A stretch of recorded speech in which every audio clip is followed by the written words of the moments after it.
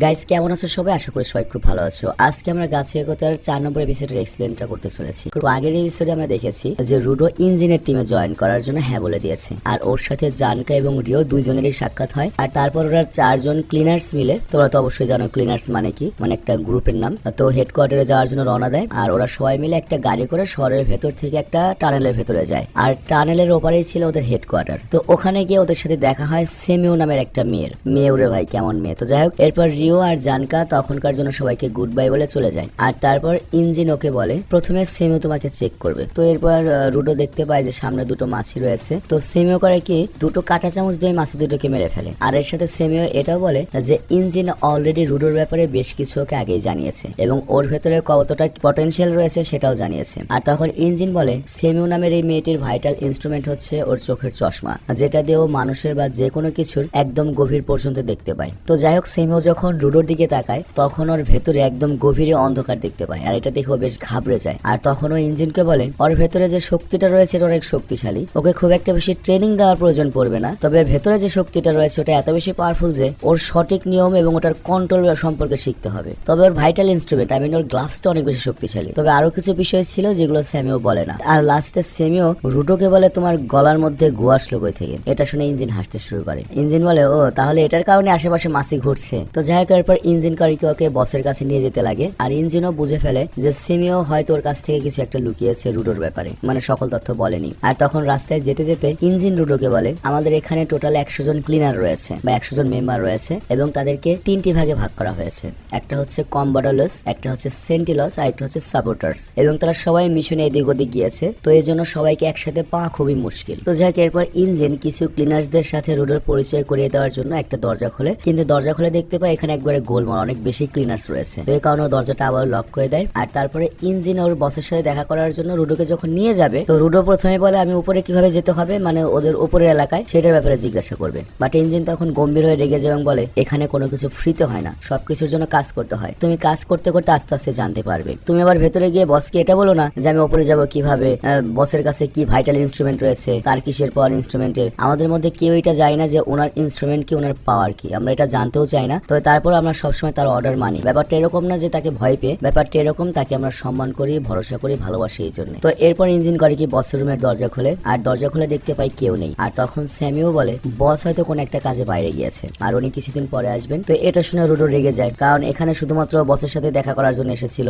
আর এখন শুনতে পাই যে কিছুদিন পরে আসবে। বাট তখনই এখানে রিও আসে আর বলে তাহলে এক কাজ করি, আজকের একদিন রুডোকে আমি আমার সাথে মিশনে নিয়ে যাই। বস না আসা পর্যন্ত রুডো অফিসিয়ালি তো আর ক্লিনার্স হতে পারছে না, বাট ততদিন রুডো জানতে পারবে যে আমাদের কি কাজ, আমার সাথে থেকে জানতে পারবে, আমরা একে অপরকে ভালোভাবে জানতে পারবো, চিনতে পারবো। তো এই কথা শুনে রুডোর কথা বলা বন্ধ হয়ে যায়। আর তারপর সেমিও করে কি ওদের মিশন এক্সপ্লেন করে। তো মূলত পলুটেড জোনের কাছে, মানে যেখানে সবচেয়ে নোংরা সেই জায়গায় একটা শহর রয়েছে, ওখানে ছোট ছোট মনস্টার আবর্জনারা হামলা করেছে। তো আমাদের সেখানে গিয়ে ওদেরকে শেষ করতে হবে। তো রুডো জিজ্ঞাসা করে পলুটেড জোন আবার কি, মানে দূষিত জোন আবার কি। আর তখন সেমিওকে এক্সপ্লেন করে এই পুরো জায়গাটাকে 3 ভাগে ভাগ করা হয়েছে। একটা হচ্ছে সেফ জোন, যেখানে মানুষ বসবাস করে, যেমন এই জায়গাটা। আর একটা হচ্ছে পলুটেড জোন, যেখানে আবর্জনা মনস্টাররা থাকে। আর একটা হচ্ছে নো ম্যানস ল্যান্ড, যেখানে তুমি গিয়ে পড়েছিলে, এবং ওইটা হচ্ছে সবচেয়ে ভয়ঙ্কর জায়গা। ওইখানে এত বিশাল এরিয়া যেখানে সবচেয়ে বড় বড় মনস্টাররা থাকে, সবচেয়ে বাজে দূষিত বায়ু, এবং ওইখানে কোনো মানুষ একবার গেলে তার ফিরে আসার চান্স খুব একটা বেশি থাকে না। আর এখান থেকে এত বড় বড় মনস্টার তৈরি হয় যে যেখানে আমাদের মতো ক্লিনার্স বা গিভার্সরাও সেরে উঠতে পারে না। তবে তোমার কপাল ভালো যে ইঞ্জিন তোমাকে ওখান থেকে বাঁচিয়ে নিয়ে এসেছে বা উদ্ধার করে এনেছে। কিন্তু এখানে আমার প্রশ্ন, ইঞ্জিন তুমি ওইখানে কেন গিয়েছিলে? ইঞ্জিন তখন উত্তর দেয় আমি এমনি ঘুরতে গিয়েছিলাম। তো এটার রহস্য হয়তো আমরা পরে জানতে পারবো। আর তারপর সিমে বলে আচ্ছা ঠিক আছে যাই হোক। এরপর সে করে কি রুডোকে একটা মাস্ক দেয় এবং বলে ওই এলাকায় গেলে কখনোই মাস্ক ছাড়া গেলে চলবে না। পলুটেড এলাকায় সবসময় মাস্ক নিয়ে যেতে হবে, কারণ অনেক বেশি বিষাক্ত। মাস্ক না পরলে তোমার ভেতরে বাতাস ঢুকে, বিষাক্ত বাতাস ঢুকে, তুমি 15 মিনিটের মধ্যে মারা পড়বে। তো যাই হোক, এরপর ও রিওর সাথে মিশনে যায়, মানে ওই মেয়েটির সাথে। তো রুডো মনে করে এই কাজটা অনেক সহজ হতে চলেছে, রুডোকে তো জাস্ট মনোযোগ সহকারে দেখতে হবে। বাট তখনই রুডোর মনে পড়তে থাকে ও যখন স্পেয়ারে ছিল তখন ওর কাছে মনে হয়নি, মানে আকাশে যখন ছিল ওর মনে হয়নি যে এই নিচে কেউ আবার থাকতে পারে। মানে যাদেরকে পিঠে ফেলা হয় তারা তো সবাই মারাই যেত, কিন্তু ওর ধারণাও ছিল না যে নিচে একদম একটা শহরই হয়ে গিয়েছে, এবং ওপরে মানুষ হয়তো এটা জানেও না, কিন্তু জানলে কি করতো। তো যাই হোক, রুডো যখন এখানে সে আবর্জনা দেখে, ও খালি আবর্জনা না, ও খালি খাজানা দেখতে পায়। মানে ও তো জানোই আবর্জনা পছন্দ করে না, ও আবর্জনা থেকে ভালো কিছু তৈরি করতে পারে। তো ওর ইচ্ছা হয় আবর্জনা থেকে সবকিছু ঠিক করে বিক্রি করে দেবে। তো যাই হোক, এরপর কিছু মানুষ সেখানে আসে, মানে আরো সঙ্গী। তো রুডো তখন রিওকে জিজ্ঞাসা করে এরা কারা। তো রিও তখন বলে এরাও ক্লিনার্স, কিন্তু এরা সাপোর্টার বার্নসে রয়েছে, তাদের কাছে আমাদের মতো কোনো পাওয়ার নেই বা ভাইটাল ইনস্ট্রুমেন্ট নেই, তবে তারপরেও তারা অনেক ইম্পর্টেন্ট। তো এখানে একজন রুডোর সাথে হাত মেলাতে আসে, কিন্তু এসেই রুডোর হাতটা মুচকে দেয়। আর এই লোকটার নাম হচ্ছে গ্রিস, এবং ওর হাতের আঙুল এতটাই মজবুত যে ও মোটামুটি একটা নর্মাল মনস্টারের হাত পা এমনিতে ভেঙে ফেলতে পারে। তো রুডো তখন মনে করে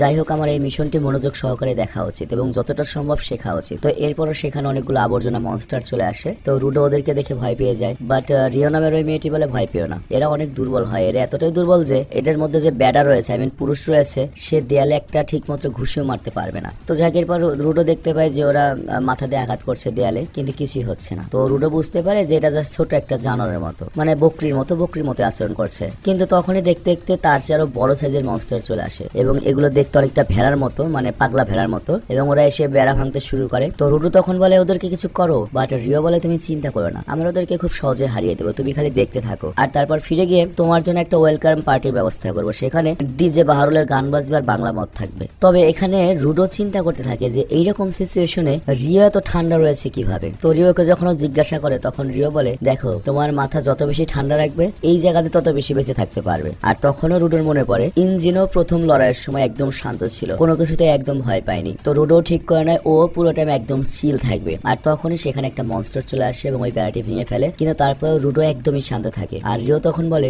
দেখো তুমি হয়তো এরকম চমৎকার মনস্টার এখনো দেখোনি তাই না, কিন্তু এই মনস্টারকে কিভাবে মারতে হয় সেটাও আমি তোমাকে চমৎকার ভাবে দেখাবো। তো এরপর রিও কারিকর ব্যাগ থেকে কেচি বের করে। তো রিও ভাবে এটাই হয়তো আর ভাইটাল ইনস্ট্রুমেন্ট, কিন্তু কেচিটা বের করার সাথে সাথে সেটা অনেক বড় হয়ে যায় এবং ও পা দিয়ে ঘোরাতে থাকে। তো এখানে গ্রিস নামের ওই ভলেন্টিয়ার বলে বা ওই যে কি জানি বলে সাপোর্টার, সে বলে যে এটা হচ্ছে রিওর ভাইটাল ইনস্ট্রুমেন্ট, যেটা নাম হচ্ছে লিপার বা রিপার। বেশিরভাগ মানুষ হাত দিয়ে কেচি ইউজ করলেও রিও এটা পা দিয়ে ইউজ করে, কিন্তু এটা মূলত নির্ভর করে গিভারদের উপর যে সে তার ইনস্ট্রুমেন্ট কিভাবে ব্যবহার করবে। তোরা এটাও বলে দেয় যে রুডো তোমাকেও কিন্তু সতর্ক থাকতে হবে, তুমি যতই দেখতে আসো না কেন যে কোনো একটা মনস্টার কিন্তু তোমার উপর আক্রমণ করতেই পারবে। আর তখন একটা ছোট মনস্টার করে কি রুডোর উপর আক্রমণ করতে যায় পেছন থেকে, বাট গ্রিস ওটাকে উপরে তুলে ছুঁড়ে মারে রিওর দিকে, আর রিও কেসি দিয়ে ওটাকে মাঝখান থেকে কেটে ফেলে। আর তারপর বাকি সাপোর্টার্সদেরকে বলে তোমরা আমার দিকে মনস্টার ছুঁড়ে ফেলো। তো রুডো তখন বুঝতে পারে যে সাপোর্টার্সরা সরাসরি মনস্টার মারতে পারে না, ওরা ওদেরকে কমজোর করে বা ফাইট করে এবং তারপর গিভাররাও তাদেরকে মেরে ফেলে, মানে গিভারদের হেল্প করে। তো এইভাবেই সব একটা টিমের মতো কাজ করে। তো যাই হোক রিও সকল ছোট ছোট মনস্টারদেরকে মেরে ফেলছিল, আর এখন কিছু বড় মনস্টার রয়ে গিয়েছে, রিও ওদেরকেও মারতে থাকে। বাট তখন একটা ছোট মনস্টার বেঁচে ছিল,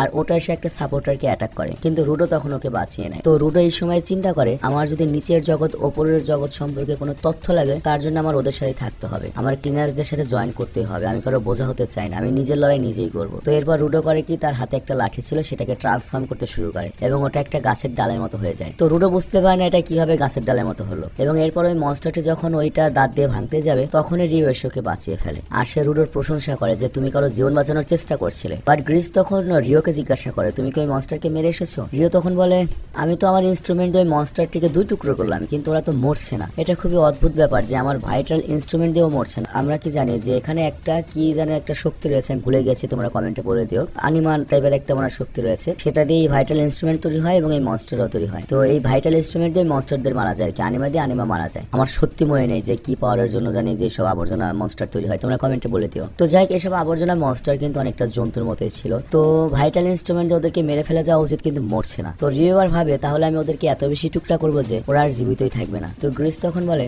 তার মানে এটা নতুন ধরনের মনস্টাররা মনে হয় আবার নতুন বিবর্তন করেছে, তো এটাকে তো আমাদের হাইড কোয়ার্টারে রিপোর্ট করা উচিত। আর তারপর রুডো জিজ্ঞাসা করে আমি কি করবো, রিও কিছুই বলে না, আর মনস্টারের সাথে লড়াই করতে থাকে এবং মনস্টারের মাথার চুল কেটে ফেলে এবং দেখতে পায় ওই মনস্টারের মাথার ভেতরে কোনো একটা কিছু চকচক করছে। আর তখন ওই মনস্টারটা পাগলা ঘোরা হয়ে যায় এবং রুডোর উপর অ্যাটাক করে। আর রুডো তখন ভাবতে থাকে আমার তো টার্গেট ছিল র্যাক্টর খুনিকে মারা এবং স্পিয়ারে থাকা সকল মানুষদের শিক্ষা দেওয়া, মানে উপরে থাকা সকল মানুষদের শিক্ষা দেওয়া, কিন্তু আমি তো আমার পাওয়ারই বুঝতে পারছি না, আমি বানাতে চাই একটা হয়ে যায় আরেকটা, আমি একটা ইউজলেস, আমি একটা আবর্জনা। বাট তখনই গ্রিস করে কি রুডোর হাত ধরে ফেলে এবং ওকে নিয়ে দৌড়াতে শুরু করে এবং ওকে মোটিভেট করতে থাকে যে এত দ্রুত হার মেনো না, তুমি অনেক বড় একটা কিছু করবে এক সময়। আর ওইদিকে রিও বের করে ফেলে যে এই মনস্টারদের উইক পয়েন্ট হচ্ছে তাদের মাথা বা মগজ, এবং মগজের ওই চলজলে জিনিসটা অ্যাটাক করলেই মনস্টারগুলো ধ্বংস হয়ে যাবে। তো এরপর রিও ওদেরকে একটা জিনিস দেখায় যে এটার কারণে ওই মনস্টারটি শক্তি পেয়েছিল, সেটা হচ্ছে একটা ছোট্ট চাকু, এবং এই চাকুটা ছিল হচ্ছে ওই মনস্টারের পাওয়ার সোর্স। তো এইটাও নিশ্চয়ই কোনো একটা ভাইটাল ইনস্ট্রুমেন্ট হবে, কিন্তু এই ভাইটাল ইনস্ট্রুমেন্টটা